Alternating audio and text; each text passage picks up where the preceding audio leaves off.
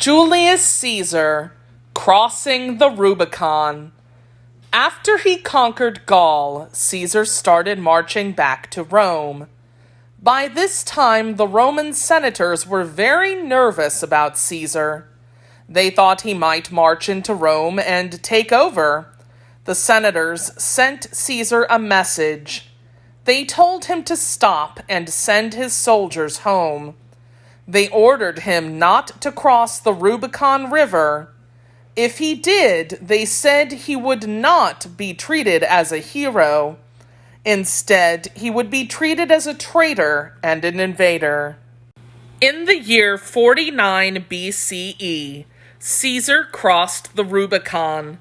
He is said to have remarked in Latin, "The die is cast." That was his way of saying he knew he was taking a big risk. Crossing the Rubicon meant there was no turning back. Caesar crossing the Rubicon with his troops. Caesar's actions led to a civil war, a war in which Romans fought against Romans. Caesar was the leader on one side. Pompey, another famous Roman general, was the leader on the other side. Caesar defeated Pompey and chased him to Egypt, where Pompey was killed.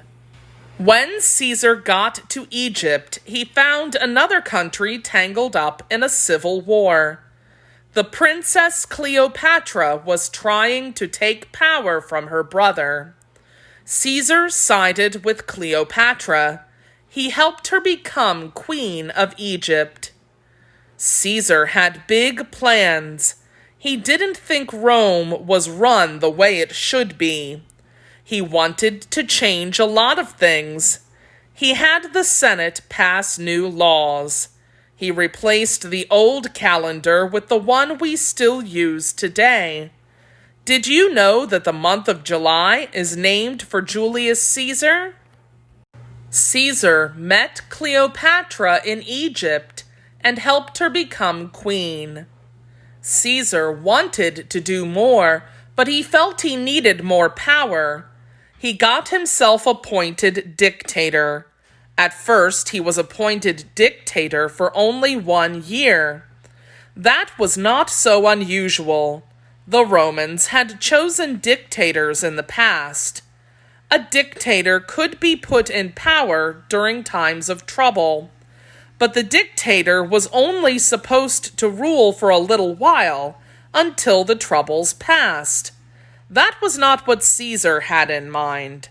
He had himself appointed dictator for 10 years. That upset a lot of people.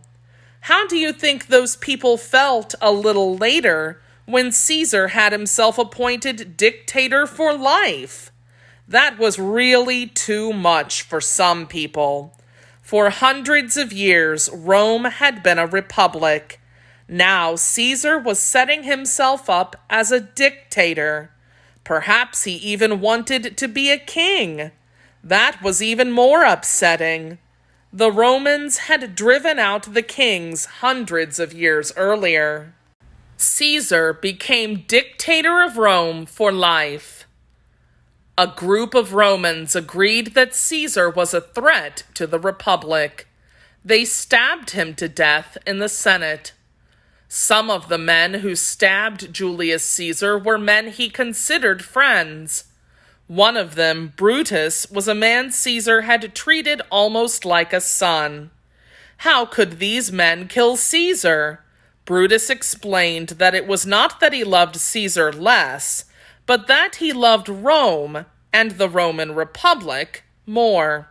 Brutus and the other conspirators killed Caesar to save Rome. At least, that was the plan.